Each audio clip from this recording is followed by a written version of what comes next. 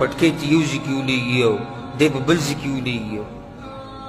دا کرنټ دله څوک ورکوي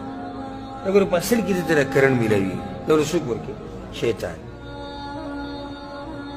او دا کار ورته ښایسته کوي شیطان خو غواړي چې دا داسې وشي نو شیطان بیا مرسته کوي د دې مشرکانو په دغه خزعبلاتو خورولو کې امام غزالی رحمه الله چې څومره مقرب او مقبول شخصیت دی تمام امت کې عرب او عجم کې مسلم شخصیت دی احیاء علوم الدین دریم جلد کې په وجد باندې مستقل رساله لیکي څه د پاسه 100 صفحات په دې موضوع باندې لیکي او په هغې کې وایي وقد يحمل من مجلسه 400 جنازه کله به داسې وشول چې د داود علیه السلام د یو صحبت نه به 800 جنازې د مړو روانې شوې دا څه حال راته ورباندې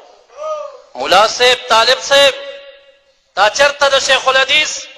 یا د شاهد علم شریعت په یوه اداره کې د چا د خولې نه ژړا اورېدلې ده تا تې آه اورېدلی تا تې اوه اورېدلی چې نن د صوفیاو په مجلس کې د خولې نه د آه او د اوه جړا پورته کېږي آواز او فغان پورته کېږي ستا په خوله خندا راځي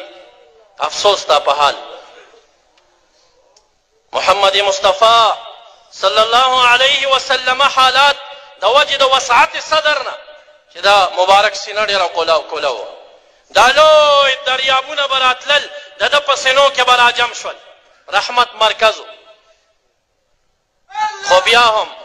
انا سنلقي عليك قولا ثقيلا هغه مبارک په حق کې د بخاري شریف روایت 2 قسمه 2 الفاظو باندې مروي دی چې کله به وحی نازلېده ترجف بوادره د 2مې صفحې حدیث د امام بخاري اول جلد رستو کتاب التفسیر کې بیا حدیث راخلی 2م جلد کې حدیث بیا مبارک مکرری الفاظ دادي ترجف فؤاده چې کله به د وحی نزول کېده نو د رسول الله مبارک دا اوږه او د اوږې دا پله او دا هډوکې به داسې شلقېده او رپېده به ای خندېدونکې انسانه که ته د رسول الله مبارک مجلس کې د وحی د نزول په ټیم باندې وې او بیا دا هم ورکې راځي وکانه یغطو مبارک باندې به چې وحی نازلېده د خولې نه به یې د غتیت آواز خطه غتیت څه شی دی کله چې سړی اوده شي